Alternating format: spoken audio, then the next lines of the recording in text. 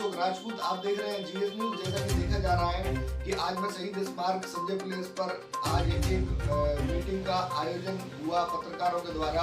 पत्रकारों के उत्पीड़न को लेकर, पत्रकारों के साथ अभद्रता को लेकर आज एक बैठक का आयोजन हुआ और उसी कड़ी में हमने जोड़ा कि वरिष्ठ पत्रकार हैं तो हमारे साथ, और उन्हें अपने अपने दर्द और अपना जो समस्याएं थी वो हमसे साझा करी। अशोक राजपूत, आप देख रहे हैं जीएस न्यूज। जैसा कि देख रहे हैं आप, शहीद स्मारक संजय प्लेस आगरा में मैं हूँ इस समय, जहाँ की एक पत्रकारों की एक बड़ी बैठक हुई पत्रकारों को उत्पीड़न को लेके। तो इसी कड़ी में मैं जोड़ता हूँ जो वरिष्ठ पत्रकार हैं भैया, तो जानना चाहूँगा। अतुल सुरही नाम है। अच्छा, आज मीटिंग का कारण बताइए। मीटिंग का कारण ये है कि पुलिस विभाग में, अन्य विभागों में हमारे पत्रकार साथियों के साथ जो शोषण किया जाता है, उनका हरिशमेंट होता है, तरह तरह से उनको बेइज्जत किया जाता है और उनको हमेशा दलाल या गलत तरीके से उनको पर आरोप लगाए जाते हैं।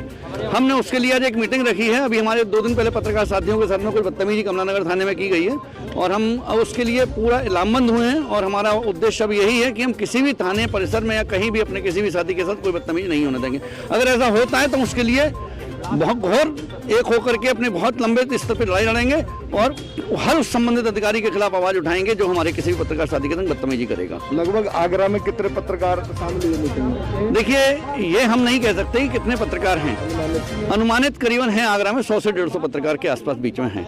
बशर्ते किसी को भी छोटा बड़ा नहीं कहा जा सकता, क्योंकि किसी के पास अगर खबर आती है, पत्रकार कोई पेट से पैदा नहीं होता। पत्रकार समाज पैदा करता है, उसकी सोच पैदा करती है और जब आदमी अच्छाई के लिए कोई भी अपनी आवाज़ उठाना बुलंद कर देता है, उसी को मैं पत्रकार मानता हूँ।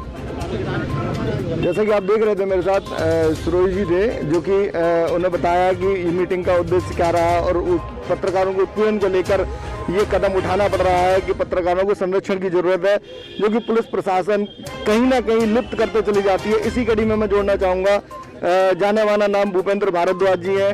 तो स्वागत है जी आपका। मेरा नाम भूपेंद्र भारद्वाज मौत है। अच्छा, क्या कारण है जो कि पत्रकारों को मीटिंग की जरूरत पड़ रही है? जरूरत ये है, कहीं कहीं जब आपदा आती है तो संगठन की जरूरत पड़ती है।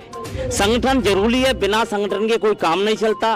क्यों कि बहुत दिन हो गए डिजिटल इंडिया को, और जिस तरह डिजिटल इंडिया चल रही है तो वेब पोर्टल मान्य सरकार करने जा रही है। तो जो शेर थे और गीदड़ थे एक ही जगह पर काम करेंगे, चाहे वो अपने आप को कितना भी धुरंधर समझे, लेकिन प्रशासन को हमें बताना होगा कि पत्रकार हम भी हैं, हम भी वही काम करते हैं जो बड़े करते हैं या छोटे करते हैं। इसमें छोटे बड़े का कोई नहीं काम नहीं है।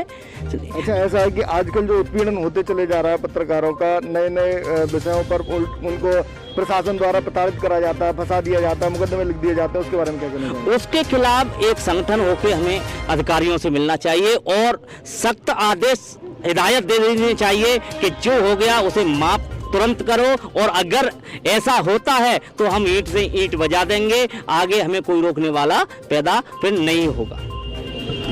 जैसे कि आप देख रहे थे मेरे साथ भूपेंद्र भारद्वाज जी, जो कि अपना नाम भूपेंद्र भारद्वाज मौत के नाम से बताते हैं। भारत टीवी चलाते हैं, एक पोर्टल चलाते हैं, लेकिन उनका कहने का मतलब यह है कि कोई छोटा नहीं होता, कोई बड़ा नहीं होता। पत्रकार पत्रकार होता है, पत्रकार पत्रकार होता है। पत्रकारों की खबर और उसकी पहचान खबर करती हैं।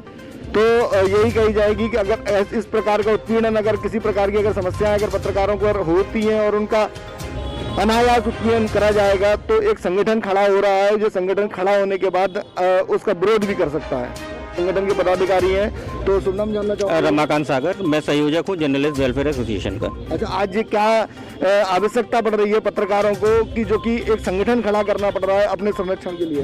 देखिए, अब समय वो आ गया है जब पत्रकारों की आन बान पे एक दब्बा लगाने की कोशिश की जा रही है। इस समय अगर हम देखें तो पत्रकारों को एक सॉफ्ट टारगेट बनाया जा रहा है। कभी भी कोई बात होती है, तमाम पत्रकारों पे झूठे मुकदमे लगाए जाते हैं। कुछ केस तो ऐसे आए हैं अभी कुछ महीने पहले जिसमें पत्रकारों की हत्या तक कर दी गई है।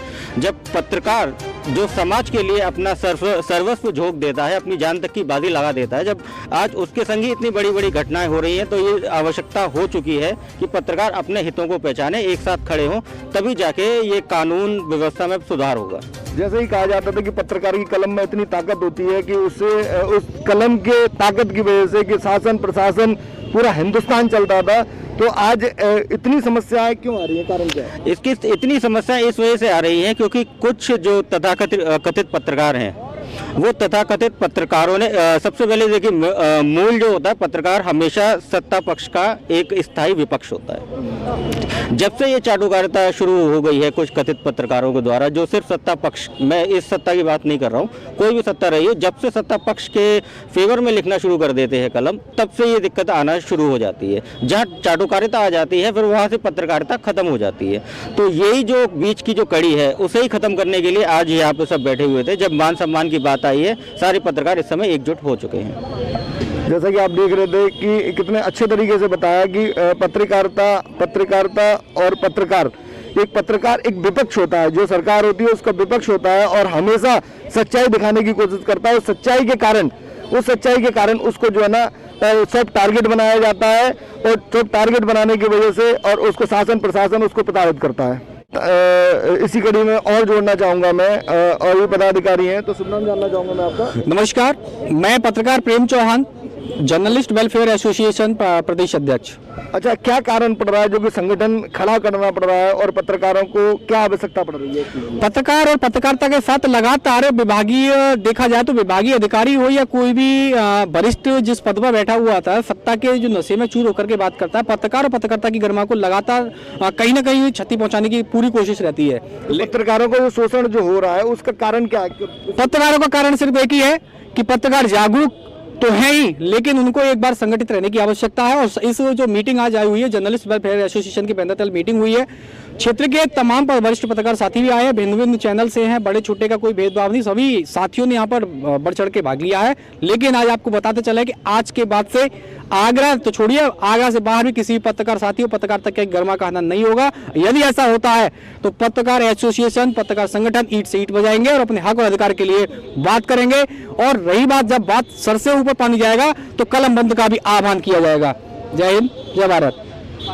जैसा कि चौहान जो थे उन्होंने इतने तरीके से बताया कि कलम बंद का भी आह्वान करा जाएगा, यानी इसका मतलब ये होता है कि आगरा के अंदर, आगरा से बाहर खबरों पर पूरी तरीके से प्रतिबंध लगाया जाएगा। कोई भी पत्रकार खबर नहीं करेगा। अगर खबर नहीं होगी और पत्रकार अगर खबर नहीं करेंगे तो लोगों को क्या मालूम चलेगा क्या हो रहा है। तो पत्रकारों को शोषण बंद करें।